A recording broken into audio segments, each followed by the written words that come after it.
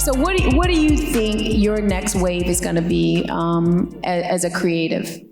Well, I started my own distribution company, black-owned distribution company, which is in my forefront.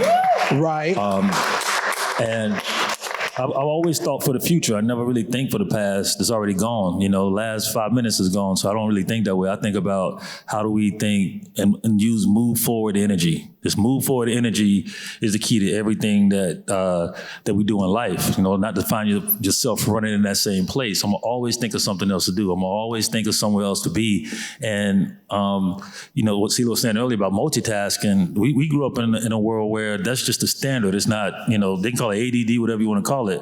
It's called multitasking and doing multiple things because we learned, when we all started, we learned hey, everybody's wearing Tommy Hilfiger and they're giving it away. Why do we make our own Tommy Hilfiger? Everybody's drinking their own alcohol. Why don't we make our own alcohol? Or why do we have our own? So we grew up in an era where everything is about our own. And I feel like what I want to teach to my son, what I feel like a lot of the kids right now don't grasp hold to, a lot of the rappers, a lot of the youngins with money, like we have money, we was thinking about how do we advance and get our own everything. They got the stacks of money by the ear, and they're spending it on everything else, but they're not thinking like me, or Kenny, or Shaka, or Puff, or Jay-Z, or anybody, or CeeLo. They're not thinking about like in that same way, because we came from a generation first that was taught that you got to have your own your own. Tyler, everybody, we came from own.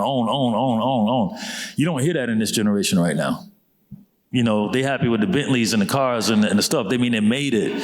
So I feel like for the future, if we don't instill this in some more of us, that's going to go away. You know what I'm saying? You can have all the money you want. They don't want you to have the knowledge. They don't want you to have the power and the social, be in a social climate, be black owned and contribute to black people. I've been having black employees since I was 19, 20 years old.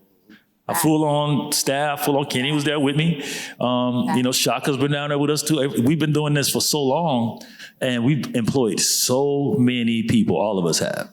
And we didn't even know we was employing people. I didn't know when my overhead was $1 million a year. That was including your life insurance and your insurance for your children. And when you your kids go to the dentist and all that. I didn't even know that because we were just working in the studio, making records and loving to deliver what we deliver. But really, that was the start of us knowing how to do what we do. And for the future, we have to instill that in our kids so that keeps going, because it'll stop. They get distracted. They get distracted by a bunch of money. They get distracted when you think you got a bunch of money. There ain't no money. You know what I'm saying? So for the future, it's really just about instilling into everybody else what we're doing. I'm going to end up in my future, have my distribution company and my film studio and my other studio and my other stuff here. I passed the film bill. That's why everybody's filming here. Our next mission is, even with the caucus we have, like putting the Walk of Fame together is something we did that was considered impossible, right? Absolutely. And we're doing it right here with all of us that just had a good idea to say we can make this happen. So that's what the future of Atlanta in the future, we grew this city. We built this city from the ground up.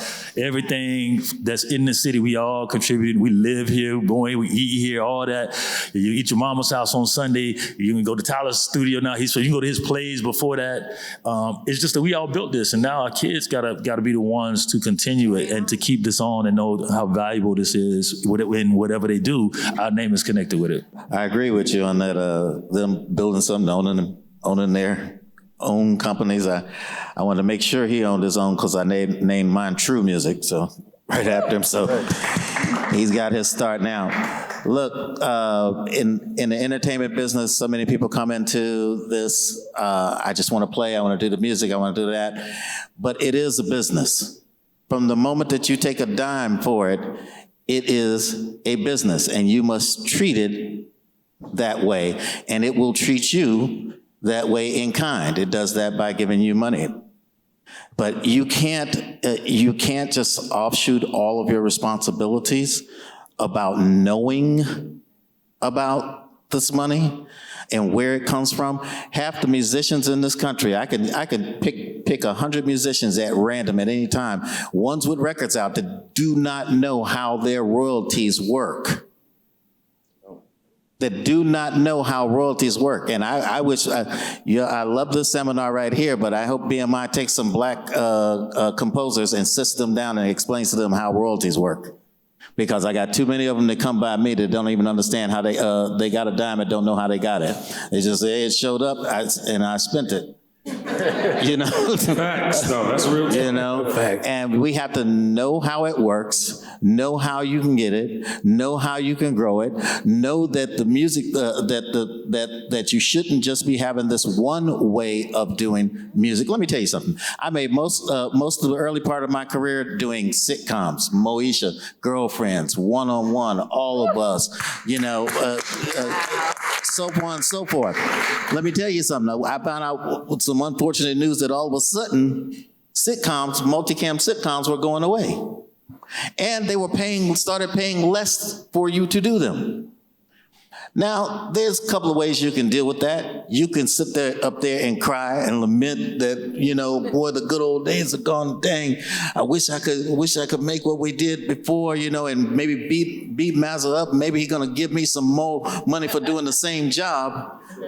I said, you know, call me crazy, but I said, okay, so you're gonna pay me less for doing this? Then I'm gonna do something else. I built a library and I charge you a fee for that. I started a music supervision division of my company, and we charge you a fee for that. And I have a music editing part of my business, and we charge you a fee for that. And oh yeah, and I'm a composer, and I charge you a fee for that. Now I get on there and I have 4 or 5 fees for one job. So I didn't go down, I'm going up.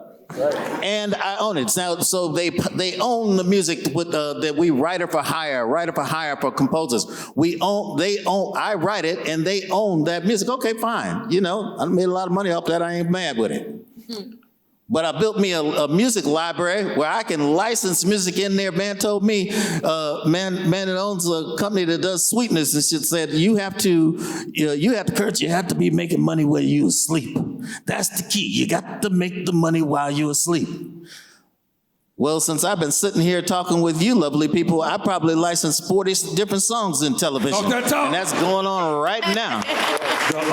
When I was on that plane last night, we were licensing music in television and film. Doggone real. All night long. So you've got to figure out and diversify and go into different areas and grow things. This man is brilliant with this. He's gone into every different thing that he can come up with. And think about it, that this whole movie action, which you know that 2 years ago you all beat Hollywood in terms of how much production was going on in Atlanta. And that didn't happen before he started getting these incentives and things going on in Atlanta. You can make the change that you desire. You do not have to be sitting up there waiting for somebody to bring you something. You do not have to sit up there begging for something to happen. Right. You can decide, I see it, I can feel it, I'm gonna build it, I'm gonna touch it, and I'm gonna own it myself and do it.